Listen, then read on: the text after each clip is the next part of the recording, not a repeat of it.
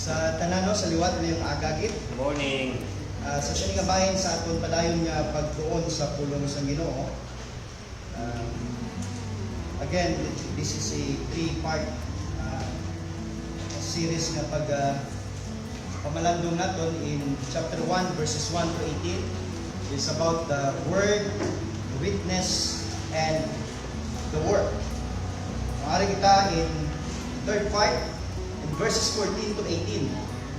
Nga makita natin diri, gina-emphasize again ni Apostle John that Jesus Christ is the Theotropos. Yung sa Theotropos, the God-man. Ang Diyos, bugos nga Diyos, pero bugos man nga tao. As we begin, let us pray. Amay, di kami sa sinigid nga tion sa amon padayon nga pagtuon sa imong pulong. May you enlighten our thoughts, O Lord, our minds, and cleanse our hearts sa amon pagpamalandong sa imong pulong. Uligi kami, Ginoo. Nga ang amon mga Panginoon, masintro sa imong pulong. Himayaay mo ngalan, baligunay mo katawhan, Ginoo. Luwasa ang imong mga ginpi, gintawag, Ginoo. Kapag pangakaluyan mo man, ang imong kubos sa lagat, knowing, O Lord, that apart from you, I can do nothing. Apart from your Holy Spirit, O Lord, from the working power of the Holy Spirit and the power of the Word, why gito sa may mahimo. So be with your servant and be with us all. In Jesus' name, Amen. Now again, ang key text sa book of John, the reason why nga ginsulat ini ni Apostle John, wala sang iban, in chapter 20, but these are written that you might believe that Jesus is the Christ, the Son of God, and that by believing, you might have life eternal through His name. So natunan natin sa nagligat that Jesus is the eternal Word, He is the creative Word, but also the incarnate Word. He is the life and the light of the world. Siya ang kabuhi kag ang kapawa sa kalibutan. And in verse 14 to 18 nga ginbasa sa madaling lang kagina, makita natin diri that God opened His gospel with 18 verses that we would call a prologue. So kung sa aton pa, makita natin diri gahapal si John theologically. In short, amo ni ang starting point siya nga sa diin ang iya nga main nga thesis. Ang main nga buod pala, ang kabukusan sa buod siya ipalambot gid sa tumuluo. Kag diri makita naton in verse 19, he goes into the narrative part of it in which he started to tell the story of Jesus' life in the world. In short, kung sa aton pa diri makita naton in verse 1 to 18, amo ni ang iya nga thesis, ang pinakakabukusan gid sa buot siya ipalambot, kag ang 19 and following amo nang iya pamatuod actually. Amo nang mga proof ya, amo nang mga ebidensya ya. Kung sa aton pa sa among pagtuon actually, sa iban diri nakahanok sila kung may mga thesis kamo, ginagaw bragi kamo sang thesis statement sa amon sa theological study, may thesis statement kagit. So kinahanglan suportaran mo na, i-prove mo na actually. Ang ginimo din ni Apostle John, ang verses 1 to 18 sa chapter 1, amo na iya thesis statement siya.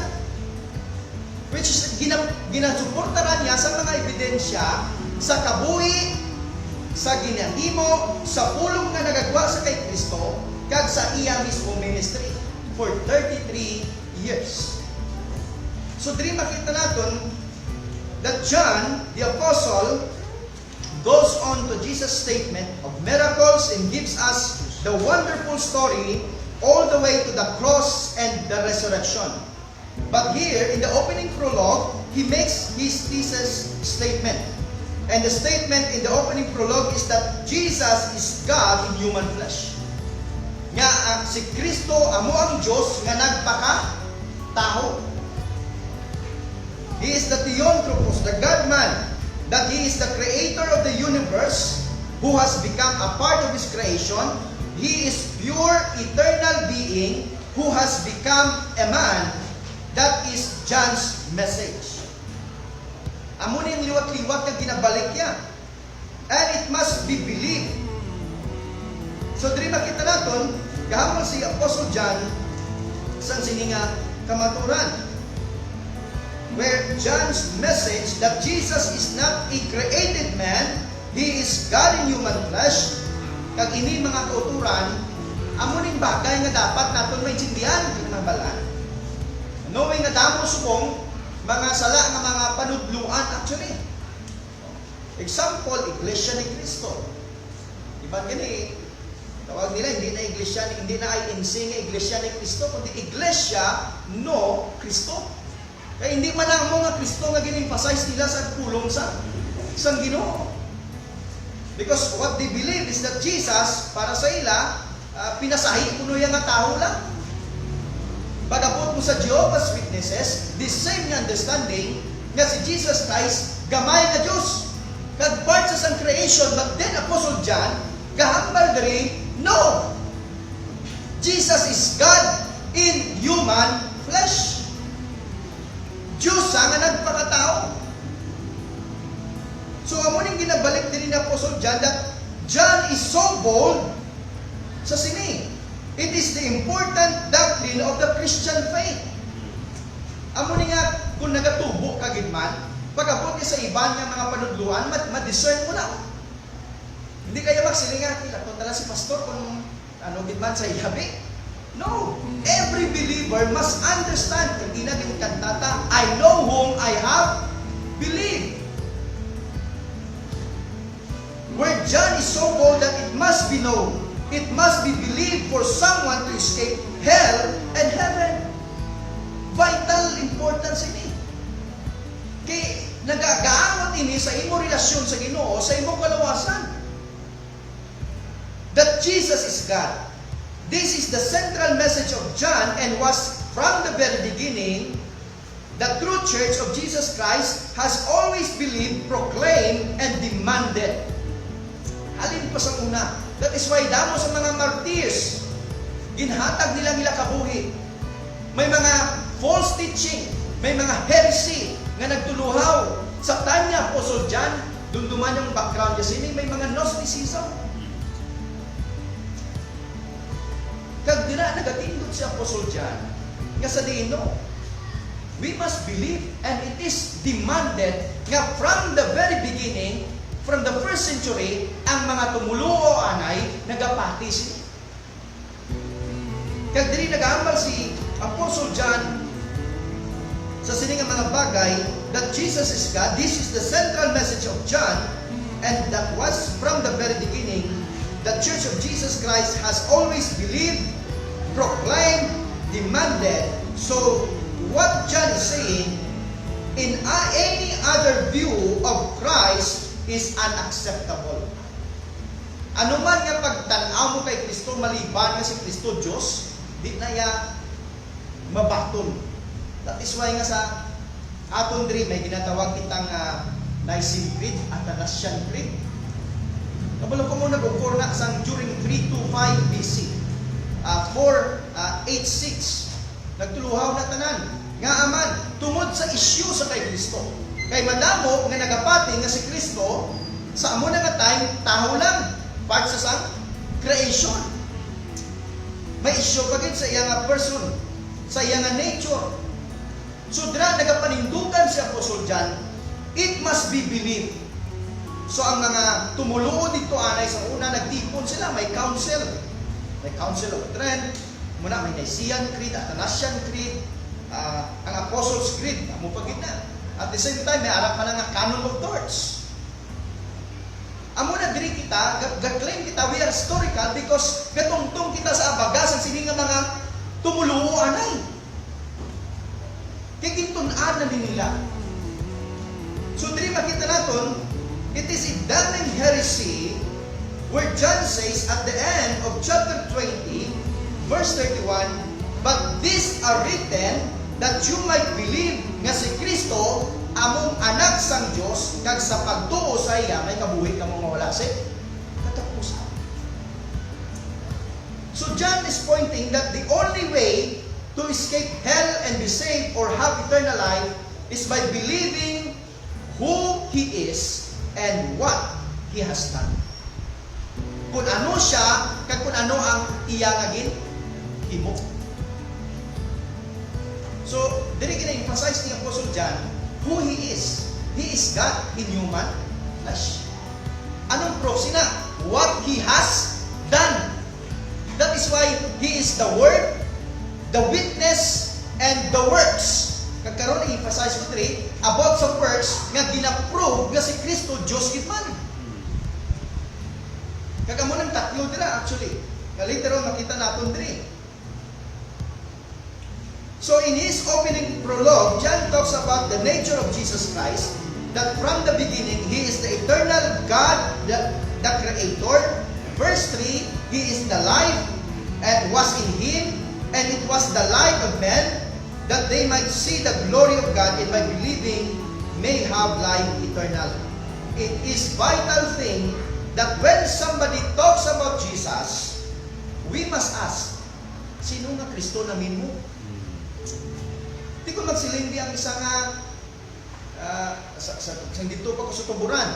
May abyan ako dira, Iglesia ni Cristo. Isa nga, pareho man lang ang pastora. Isa nga sa akon, katungo man kami kay Kristo. Di ko siguro, brad. Pero sino nga Kristo? Kag ano nga Kristo ang namin mo?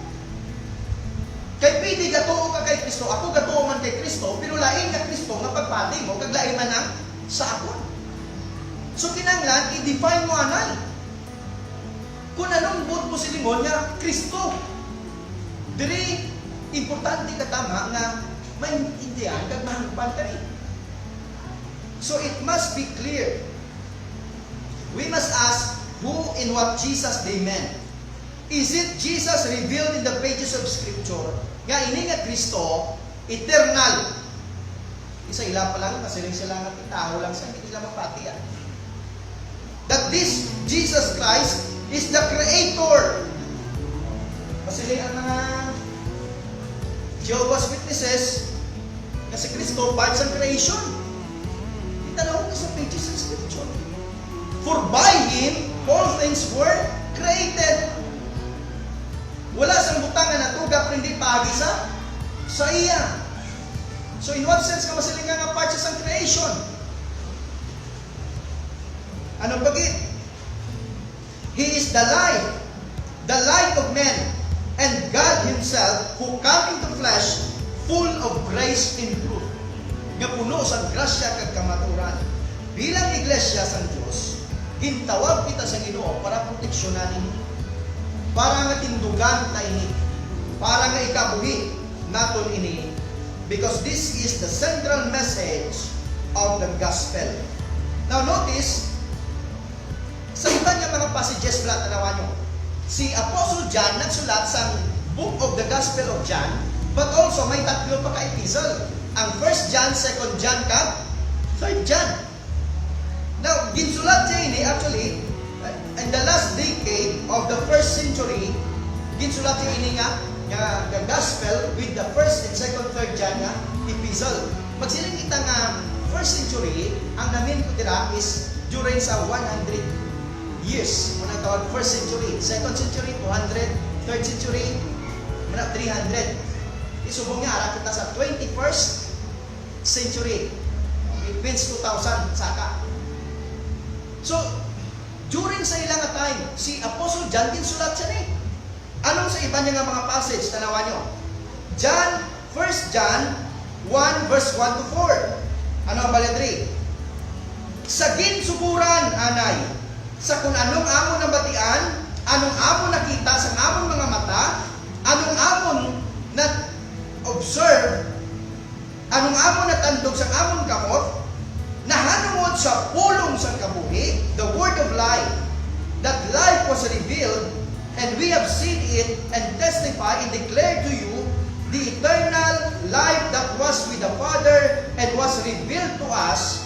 What we have seen and heard, we also declare to you, so that you may have fellowship along with us, and indeed our fellowship is with the Father and with the Son, Jesus Christ. We are writing these things so that our joy may be complete.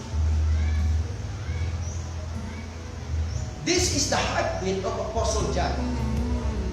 Nga sa iban nga mga passage sa mga books nga iyagig pangsulat, the same ginasupport siya eh.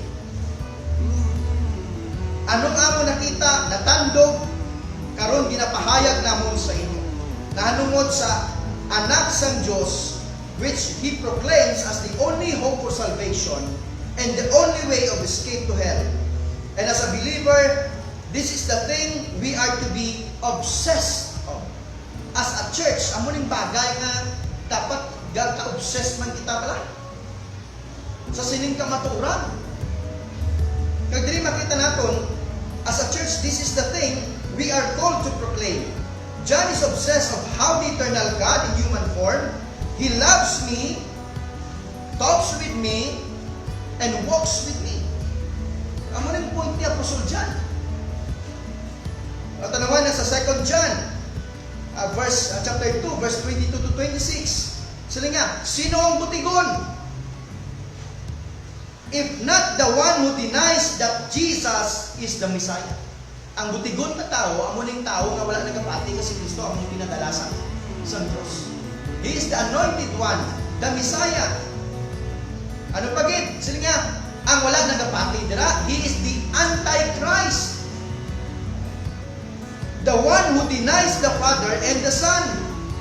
No one who denies the Son can have the Father. Who confesses the Son has the Father as well.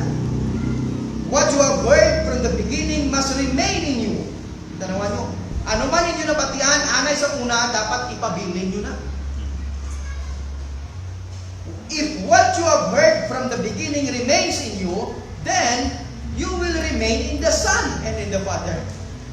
So kung si Kristo, halin pa sa una, natudluan ka mga Diyos na nagpakatao, para sa kaluwasan sa mga katauhan, sa mga tao, it must be remain in you, but also in the local church. Amo ning dapat natong tindugan. Kasi rin nga ni Apostle John, then you will remain in the Son and the Father. And this is the promise that He Himself made to us, eternal life.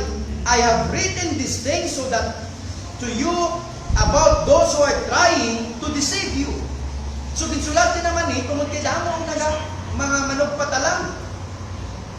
1 John chapter 4 verse 1 to 3. Mga abyan, hindi ka mo magpati sa mga espiritu, but test the spirit to determine if they are from God, because many false prophets have gone out into the world. This is how you know the Spirit of God. Mabalaan mo kuno nga iniya Espiritu sang Diyos, halin sa Diyos mismo. Ano ina? Ang tagsa ka Espiritu nga nagakumpisar nga si Kristo Jesus nagpakatao halin sa Diyos. Came from God.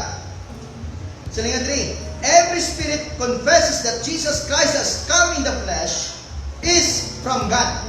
Sino man nga nagatuo nga si Kristo nagpakatao, iya sang Diyos. But every spirit does not confess Jesus is not from God. This is the spirit of Antichrist. And you have heard that he is coming and is already in the world now. Confirmed in chapter 4, verse 14 of 1 John, verse 15. And we have seen and testified the Father has sent the Son as Savior of the world. Whoever confesses that Jesus is the Son of God, God remains in Him and He in God. Sino man nagka-confess kasi Kristo anak sa Diyos. 1 John 5, verse 1. Everyone who believes that Jesus is the Christ has been born of God. O sino man nga nagkakumpisan kasi Kristo anak sa Diyos, sila nga iyasang Ginoo. Because everyone who is born of God conquers the world. Who is the one who conquers the world? Verse 5. But the one who believes that Jesus is the Son of God. Verse 20. And we know that the Son of God has come and has given us understanding, so that we may know the true one that is in His Son, Jesus Christ. He is the true God and eternal God. Eternal life. Klaro ka tama sa pulong sa Diyos. He is the true God. Siya ang matuod nga Diyos. So si Apostle John nag-aambal diri, anyone who tamper on the deity of the Lord Jesus Christ, you are not in the kingdom of God. Huwag ka na bilong sa ginarian sa Ginoo. That is why in 2 John, ginsulat siya man, verse 7, importante ini, kay madamo na nga mga manugpatalang ang nagalalapta sa kalibutan, ini nga mga tao wala nakakilala nga si Kristo nagpakatao, sila mga antikristo. Kani mag-andam kamo, agud hindi madula ang inyong pangabudlayan, kundi makabaton kamo sang bukos nga patya. Sang bukos nga patya. Now, we come to the point of the works of Jesus Christ. Not only He is the Word, the witness, but the works. Dirigin pa matud-an karon ni Apostle John nga si Kristo Dios gid man. Kag may tatlo ka mga bagay nga makita naton in verses 14 to 18. Ano ini? First is that Jesus the incarnate Christ displays divine glory. In verse 14a. Secondly, Jesus the incarnate Christ displays not only divine glory, but at the same time, makita natin diri, dispenses divine grace. Dispenses divine grace. And finally, Jesus the incarnate Christ, makita natin, divine God. Now, number 1, He displays divine glory. Anong maladra? Verse 14. Ari sila niya. Verse 14 nagasaling.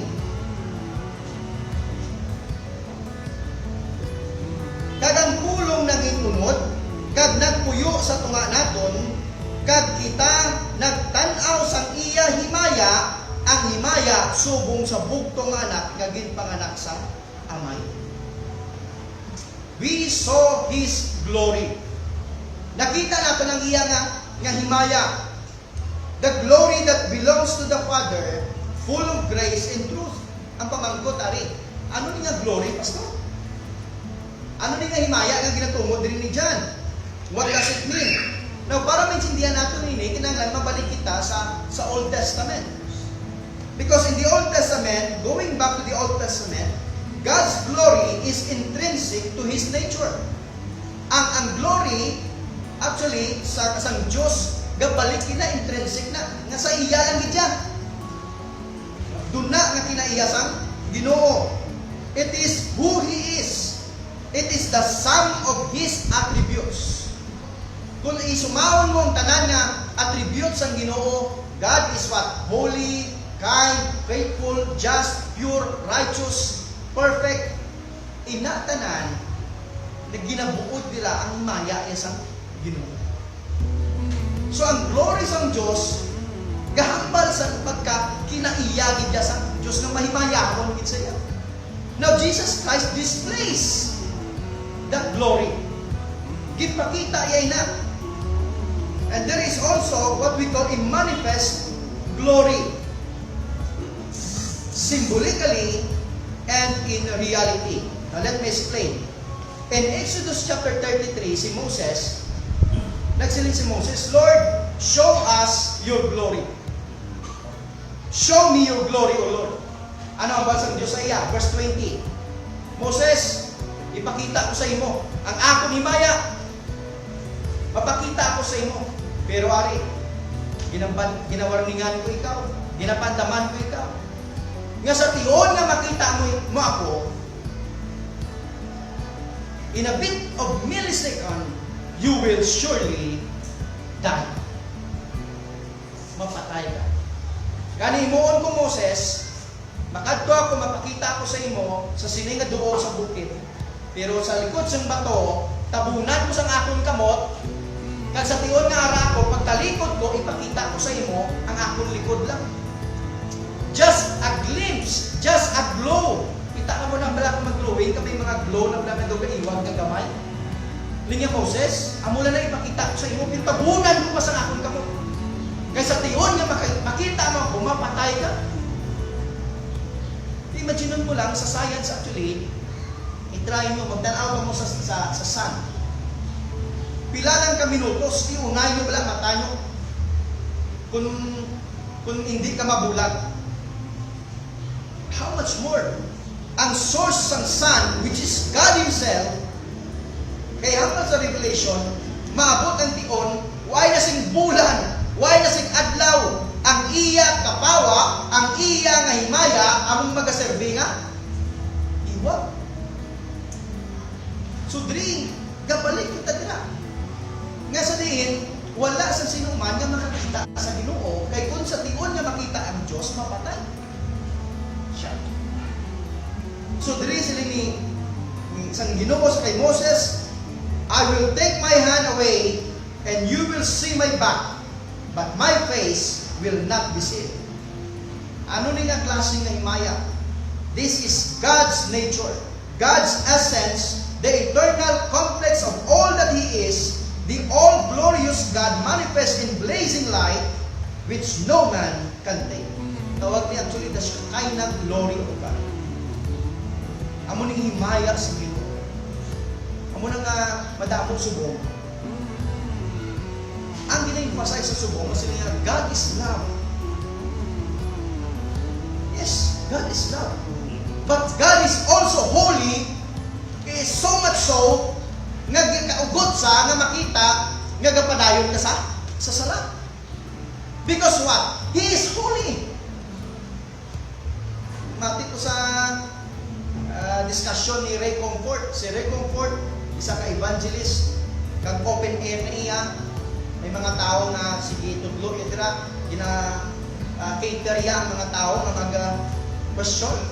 May isa dito, isa ka lalaki, actually kabalo mga sa dati sa mga Christian. But now become an atheist. Nagdiskasanay sila. Pero grabe makita mo gid.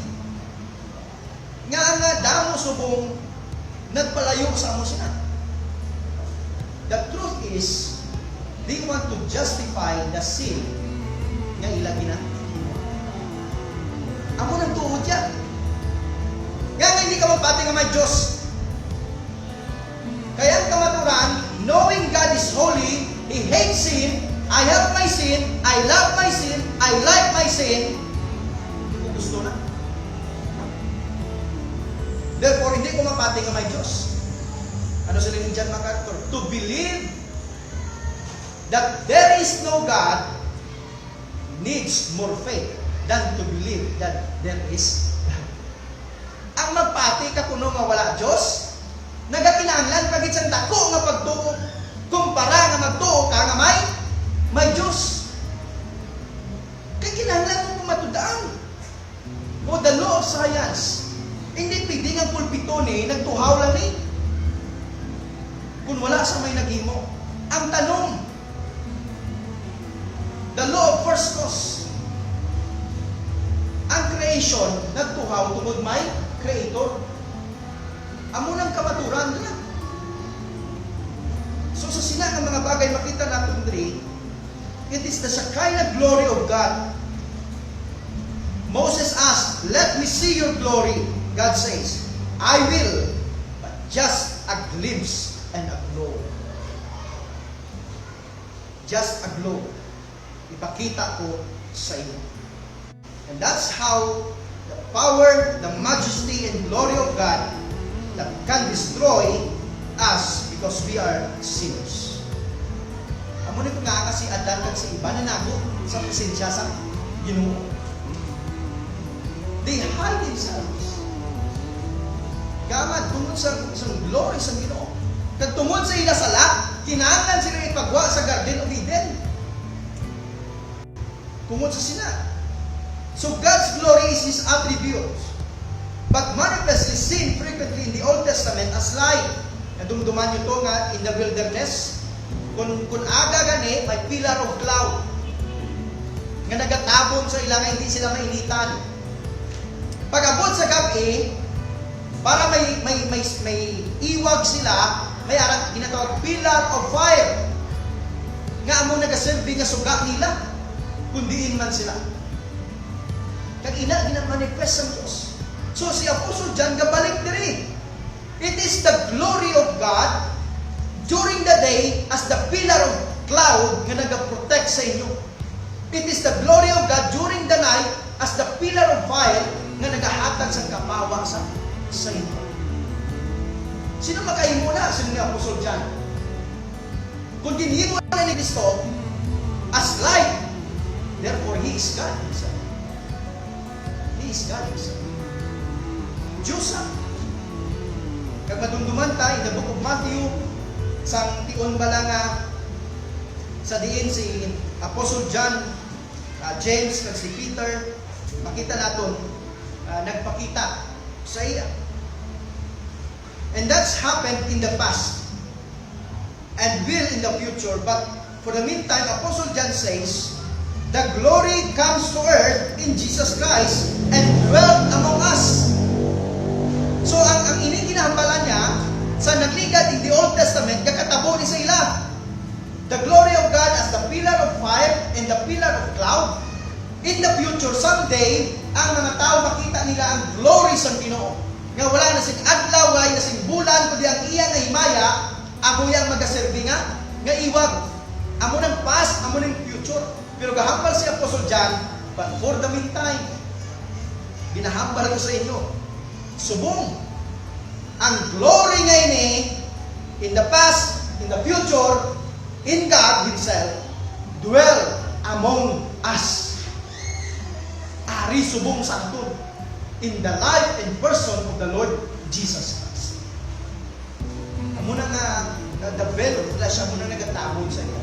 That is why nadumduman nyo in the book of Gospel, si James, si John, kag si Peter, sang dito sila sa bukid, sa Mount of Transfiguration, sang ginuha ni Kristo ang unveiled flesh, nakita nilang glory ni Kristo.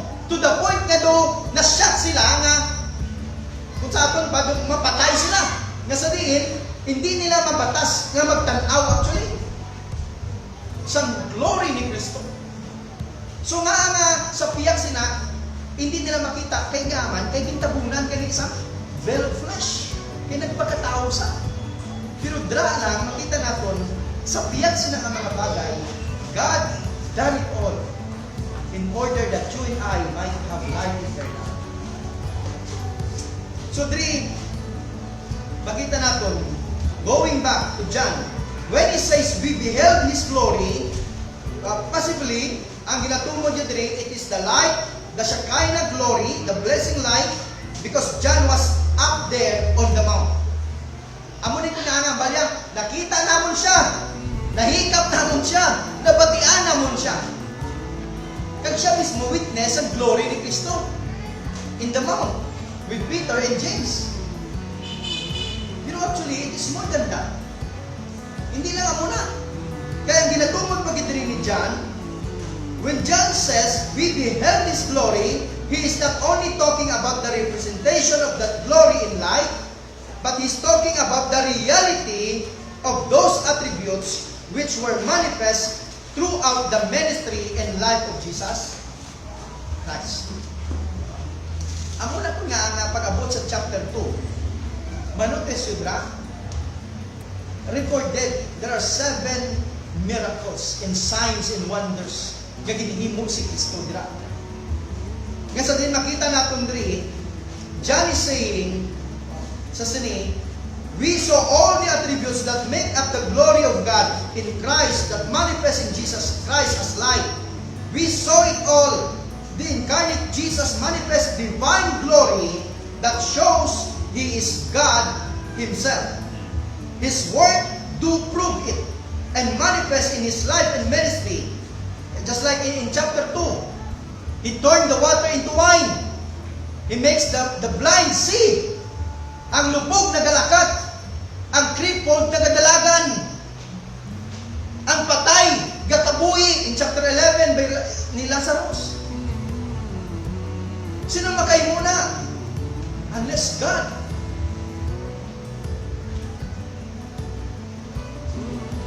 Paano inabalaan ang kabuhi isang Samaritan woman? unless he knows that woman before pa. Why is it nga kinahanglan niya kuno mag-agi? It is a must nga mag-agi ko, kag magtabok, maglabay sa Samaria. Kaya sa ilang atsimpo, ang mga Hudyo ay naghalubilo sa mga Samaritans, mga Gentile. Ang Samaritans actually, Hudyo man na. Sa Judea, sa Samaria, puro ng Hudyo. Sa Galilea, Samaria, Judea. Now sa Galilee, puro ng Hudyo. Sa Judea, puro man Hudyo. Ang Samaria, mix na. May mix ang rasa nila, Hudyo, pero may Grigo man, may Hintil man. So para sa ila, hindi sila pwede makihalubilo. Pero ano ang balik Kristo? Kinahanglan ko mag-agi dito. Kaya ginahimo sa mga Hudyo sa una, kung nalin sila sa Galilea, makadto sa Judea, galibot na sila yan. Why na sila yan galabay sa Samaria? Pero wahang balik Kristo, kinahanglan ko magkadto dito, kaya may anak ko dito. I must meet this Samaritan woman. Kag ipakita ko sa iya, ako amo ang himaya sang Ginoo. Ining babae, gainom sang tubig. Pero ang tubig na pag-inom niya, makalipas ang pila ka oras o hawon isa. Kag ihambal ko sa iya, I am the living water. I am the living water. Gasimba ni sa, gatulok na sa Jerusalem. Pero ihambal ko man sa iya, he that worship him must worship in spirit and in truth. Kag diri makita nato, he makes the blind see, the lame to walk, the crippled to run, the dead to rise again, the blind to see. It is all because Jesus displays divine glory. Because God, Jesus Himself is God. Si Kristo mismo, Diyos. So kung pamangkutong ka si John, si Kristo bala Diyos, at Diyos ng tao, God in human flesh, why nasandamo pa nga pasakali, masiling si John, in the beginning was the Word, and the Word was with God, and God was the Word. Sa ginsuguran si Kristo, kag si Kristo, Diyos. He is God, because we saw His glory. He is God, for He displays divine glory that belongs to God alone. That belongs to God. Secondly, in verse 14b, 15 to 17, ano sa lingad na? We saw His glory full of grace and truth. Not only He displays glory, divine glory, but He dispenses divine grace. Masiling kita ganit grace. By definition, theologically, masiling kita grace, it is a divine deliverance from sin, Satan, and hell, and suffering. Musilingon, it is undeserved favor of God. Pabor sang Ginoo nga hindi man nagakaigo para sa aton. So si Kristo nagpakita ni ang pamangkot ari. Kinahanglan di bala ni Kristo nga magkari sa kalibutan para ikaw kag ako luwason niya? Is Jesus Christ obliged? Is He in obligation? Kung kaangay sa tatay ka na, kung may bata ka, pero sa piyak dito, may bata man dito. Obligado kag bala nga, hindi mo to bata, buligan mo. Or maliban nga, ikaw mismo nga tatay, may bata ka, ara sa peligro, katuan mo din. Si Jesus Christ, ano yan kita? After all, He is God Himself. We offend Jesus Christ. We offend God. Rebellious kita. Ang Diyos hindi obligado nga luwason niya actually amo na gani ang matao sining kalibutan hindi ta kinamatarong kundi pribilehiyo lang yung matao ta kaya hindi tanan ginatagan sa opportunity nga mabunag kag mabuhi. Amen? So kung nabunag ka kag nabuhi ka, hindi mo na right. Grasya lang na sa Ginoo. pribiliyo na para sa imo, therefore, be a good steward of that life God has given you. It is the grace of God. Kasi Kristo ging dispense yan, ini nga grasya. Not only physically, but also soteriologically in salvation. Sa kaluwasan sa mga tao. Full of grace, na the word full, not half, or incomplete, or partial, but full of grace and truth. Na ang grasya kag ang kamaturan, hindi na masiparar. Ngaman, listen to this. Because in order nga makabaton ka sang grasya, kag may eksperyensya mong grasya sang Ginoo, you must believe in the truth. Hindi mo ma-experience ang grace ang Ginoo kung hindi ka magtuo sa kamaturan. So ang grasya nag-aabot kung ang kamaturan bituhan. Kag si Kristo, amo ini siya ang grasya kag kamaturan. Grace and truth is personified in Jesus Christ. That is why ang hambal ni John, sino man ang magatuo sa iya nga puno sang grasya kag kamaturan, may kabuhi na wala si katapusan. May kabuhi na wala si katapusan. John is saying that Jesus is the definition of grace and truth, justice, and mercy. So, muna pala, masilingkati, pastor, ano po silingon, pastor, sang grasya? Ano po silingon, sang kamaturan? Ano po silingon, sang kaluoy, kagustisya? Kapalo ka mo, kung kaisama, tempted kita, Merriam Dictionary. Alam mo na? Bukas ka, ng meaning sina. Pero kabalo mo, bilang tumulo ko, hindi na kailangan magkagto pa sa dictionary. Because the definition of grace and truth, ang definition sa justisya, kag kaluoy sa Ginoo, just seek the word and look at Calvary. Ang definition sa grasya kag kamaturan, atong Kalbaryo, amo si Kristo. Ginpahayag yang kamaturan, yang dalan sa iya lang, ang grasya sa iya lang man. Ang justisya, nga ang bayad sa sala kamatayon, ara man sa iya. Pero ang kaluoy sa Ginoo, nga sa biyak, nga sa Diyos, balaan, wise in sala, came in this world to be sin, agot ikaw kag ako nga may sala, pagkamataron mo sa ikaw kag ako nga patay, buhion sa Diyos. Ang definition, wala liwan, ang mutong Kalbaryo. The Calvary itself, the cross itself, Jesus Christ. So listen to what John the Baptist says. Sila ni John the Baptist, in-quote ini ni Apostle John. Tawag natin si John A, at si John D. John the Apostle, at si John the Baptist. Si John A, the Apostle, in-quote niya si John the Baptist. John testified concerning him and exclaimed, sila niya, "This was the one of whom I said, the one coming after me has surpassed me because he existed before me." Verse 16, "Indeed, we have all received grace after grace from his fullness. For although the law was given through Moses, but grace and truth came through Jesus Christ."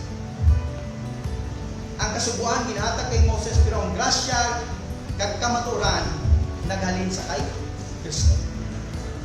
Nga nga ginhambal diri ni Apostle John, ini ang ginhambal ni John the Baptist. Importante gid ba lang ito si John the Baptist. Kabalo ka mo, kung Hudyo ka, klaro sa Bible, in order nga ma-approve ang imo nga ano ni, nga witness, kung sa korte gani, anong bal? Din duwa o kon? Tatlo. Di na nagalin sa Bible man. Bilang Hudyo, para pamatud-an ang imo nga statement, ang imo nga witness, kinahanglan may witness man nga isa para magpupod pamatuod sa imo. So gin-quote siya si John the Baptist in contrast kag mag-confirm sa iya nga statement man.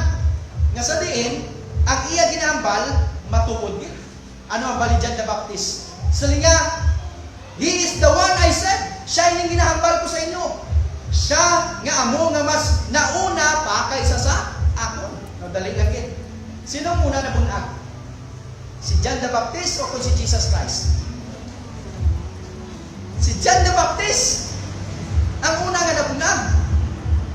Ginabusong pa lang, man siya mas advanced si John the Baptist kumpara kay Jesus Christ. Sa nakitanay si Elizabeth kag si Mary, si John the Baptist at John pa lang nag-leap for joy. Kay balaan niya nga ang ginadala ni Maria is the one Messiah, full of grace and truth, nga naga-display sang glory, kag at the same time maga-dispense sang grasya kag kaluoy sa mga tao. Sa nabunag na sila ni John, siya na niyang ginatungod ko sa inyo. Oo, una ko sa iya nabunag, pero why pa ko yung mabunag, haranan na sa iya. Ako ang punto ni John the Baptist. Kag ginkot ni John the Apostle, parang ang ginahambal ni John the Apostle, hindi lang iya, hindi lang iya kutso-kutso, istorya na tulis-tulis, kundi pamatuod gid nga ang iya nga statement that Jesus is God confirmed by John the Baptist himself. He is the one, behold, the Lamb of God which takes away the sin of the world. Siya na ini ang ginahambal ko sa inyo. Kagingkot ini ni John the Apostle. Full of grace and truth. In verse 16, we receive the fullness of His glory, that is from grace to grace, or from grace to glory. It is an ending supply of grace upon grace. Amo na siling sa John chapter 10 verse 10. So hindra ang makawat nagkari sa pagpangawat, sa pagpatay, kag sa pagubag. Pero sa ni Kristo ako yan nagkari para maghatag sa inyo sang kabuhi nga dayon, kabuhi nga wala sing katapusan. Abundant life. Abundant life.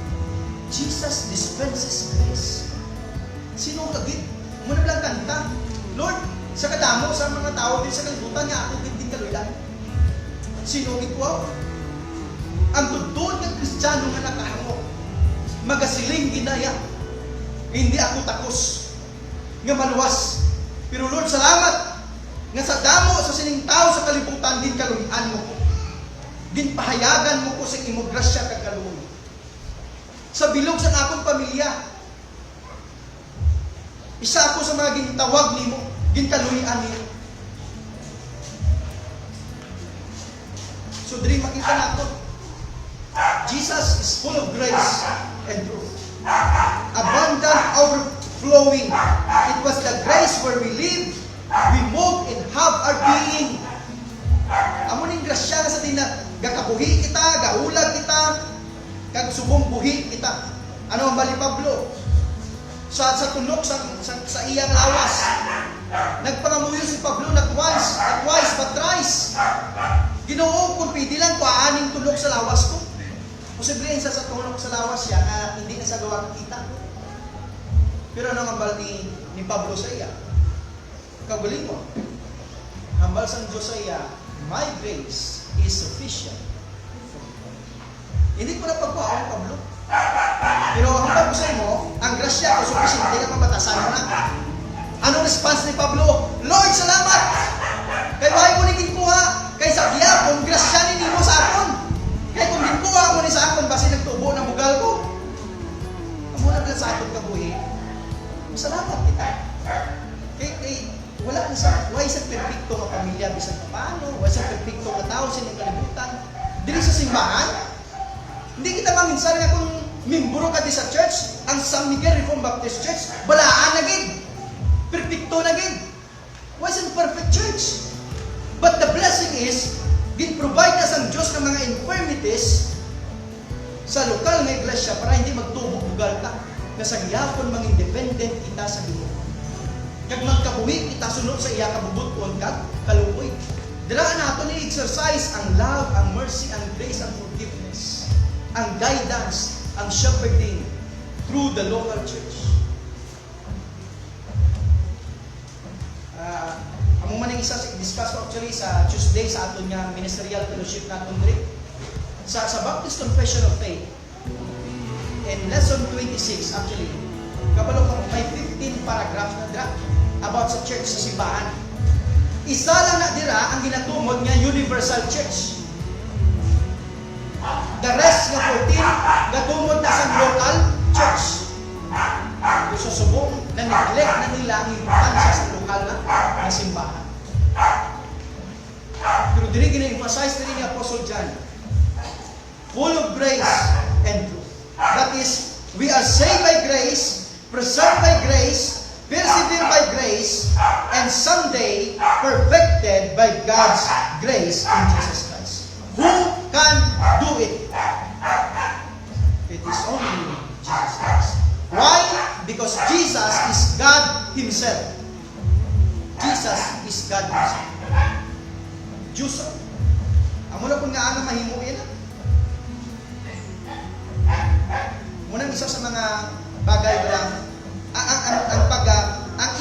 ang mga evil spirit ano ang baldra nagatremble. Ato lang yung pamangkot ato na possess sa evil spirit nga sa piba sa istat nagadinahan iya nga tiil kag kamot kadagan. Pero sa nakita si Kristo insigida nagluhod siya kag nagsiling ano imuon mo sa amon. Di pamangkot ni Kristo, sino ikaw? Ang sabat sang evil spirit, legion. Pag siling kita legion, it means many. Nga damo kami. Hindi lang isa. Muna nga pati kadina, nagkakabaklas lang. Waising may makapugong sa iya. Even the evil spirit tremble sa iya. Amo rin problema ko, ari. Tanawan niyo. May mga kasimbahanan subong nga para sila ila pa lang ginakas nila ang evil spirit ng binding and loosing. In Jesus' name, I bind you. Ang pamangkot ko, ari, sana mo na ginimo sa dulot panimbahon lang. Kita ko sa nagligad lang, ginbind mo sa sang Sunday, pero kabalo-kabala sang Martes, kita ko dito naman sa kapungko naman sa tungitan. Intindihan nyo naman ko? Inabalang para sa ilang nga naposes ang evil spirit, naposes sang drunkenness, ano pa? Sang bisyo. So ginabind nila in Jesus' name, using the text in the wrong context. Ang advice ko, kung ginbind mo man, pwede ipabilin mo nga i-bind mo na ang pinsa. Isa lang ang konteksto na, ang binding kag loosing nila actually, ang context nila, local church na. It is the local church has the authority to bind in the local church. It means mahigot sa lokal na iglesia, bilang membro sa lokal na iglesia. I-feed, protect, and guide, and shepherd. Pero may discipline man. Nga kung mag-abot ang tingon nga birtuldo gitsaya, ang iya confession hindi matuod, losing ang authority harap man Japon sa local church nga magbuhi sa iya. So ang context na ng local church, hindi na iya sa about sa healing crusade, mga na-possess. Pero when it comes to Jesus Christ, when Jesus Christ says sa legion, wa ka. Why na damo istorya? Ang evil spirit ilumpat sa mga baboy. At inangabay sa mo. Kung pwede, dito na lang kami sa mga baboy. Ikahilo man to yan, natatap sa babuyan ko eh. Ito yung mga baboy naglulumpat sa panglit mo. That is why nangatig sila kay Kristo.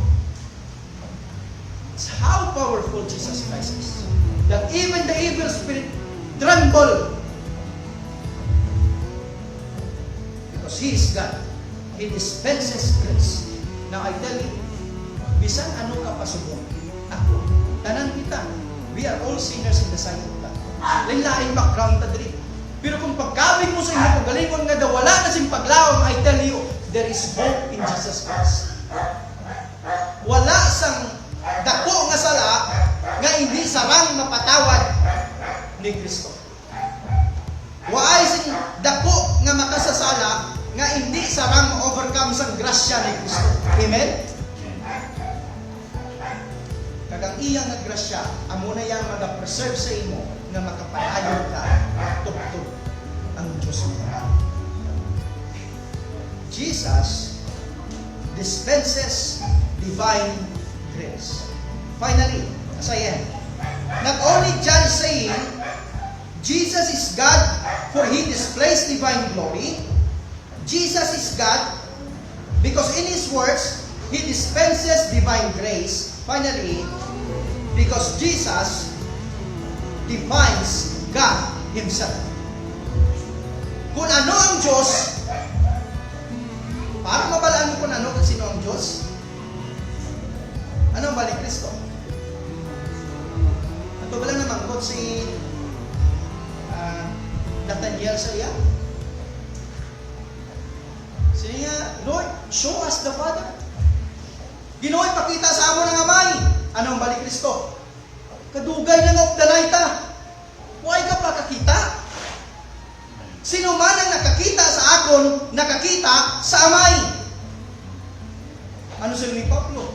Jesus Christ is the visible manifestation of the invisible God. Siya ang makita nga Diyos nga hindi makita. And should makita natin rin, verse 18, look at your Bible. Ano sa ringan dira? Verse 18. Wala sang tao nga nakakita sa Diyos, sa bisan ano nga tion, ang buktong nga ginpanganak nga anak, nga yara sa sabak sang amay, siya ang nagpahayag sa iya. Siya ang nagpahayag sa iya. He explained God Himself. Ang ibang nga translation revealed. Pero kabalo pa mo, ang word nila actually nga who is in the bosom of the Father, it comes from the Greek word inlet. Kung sa aton pabla, it is a veil that is stuck into the presence of God. He explained Him. Ang word niya explain, kabalo ka mo, halina sa actually sa Griego nga lengguwahe, exegeomai. Ang dira nato nakuha ang word nga exegete. Sa pagtuon actually theologically as a pastor, kinahanglan sa isa ka pastor amo ni pasensya ka mo kay isa no. Pero it needs nga may mga Griego, Hebreo ako diri kang ginako. Kay importante na sa. Kay para mahangpan ta ang original nga butsilingon sini, kinahanglan magbalik ta dira. Sa kung anong butsilingon nila anay sa una. So ang word nila nga explain, halina sa word nga exegomai, ang word nga exegete, dira ta na ginkuha. In short, kahambal ang pulong sa Diyos, kahambal si Apostol John, Jesus exegete God Himself. Jesus is the mind of God Himself. Jesus is God Himself. Nga nag-manifest sa lusa. He displays. Look at Jesus Christ. He is the visible manifestation of the invisible God, full of grace and truth, the one who displays divine glory, the one who dispenses divine grace at Calvary, and the one who defines God Himself. Jesus is God in human flesh. Si Kristo Diyos na nagpaka. So Apostle John is saying, Jesus exegete God. Jesus is the very meaning, interpretation kung ano kag sino ang Diyos mismo. To know God is to know Jesus Christ.